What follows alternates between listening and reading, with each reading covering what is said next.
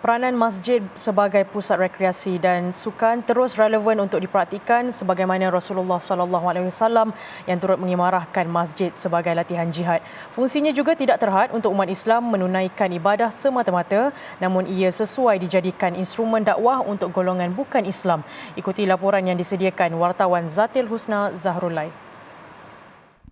Masjid Putra Putrajaya, selain menjadi lokasi ikonik di pusat pentadbiran kerajaan, ia turut menjadi tumpuan pelancong dalam dan luar negara kerana reka bentuknya yang gah serta unik selain terletak bersebelahan Tasik Putrajaya.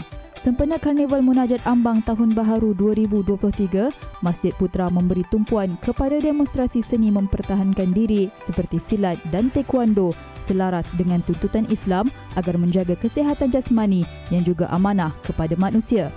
Menurut mantan Imam Masjid Putra merangkap jurulatih taekwondo, Lokman Muhammad Husni, inisiatif seumpama ini perlu dijadikan peluang keemasan untuk menarik bukan Islam yang secara tidak langsung mempromosi keindahan agama suci itu yang tidak terbatas kepada ibadah semata-mata. Ambil sama-sama bahagian dan sebenarnya kita nak perpaduan.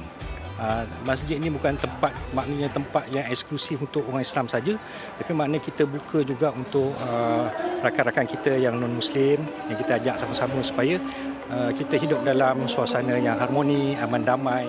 Ia juga wajar dijadikan wasilah atau penghubung silaturahim hasil daripada aktiviti yang lebih bermanfaat. Sangat-sangat sesuai dan bertepatan dengan fungsi masjid itu sebagai tempat bermasyarakat, tempat pertemuan yang boleh menghubungkan silaturahim.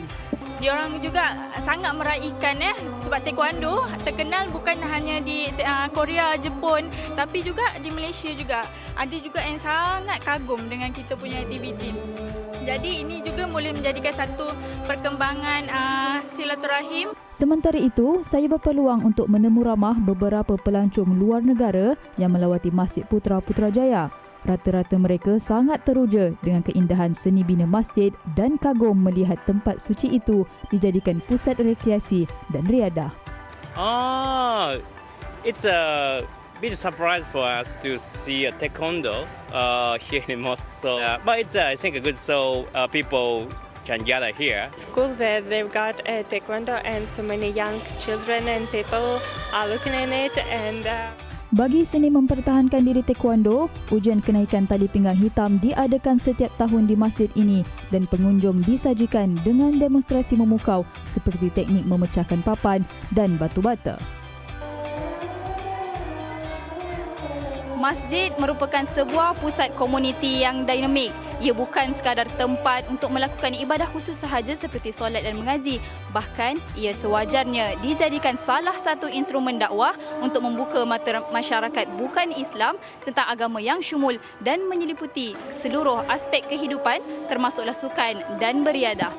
Laporan Zatil Husna Zahrul untuk Berita Al-Hijrah.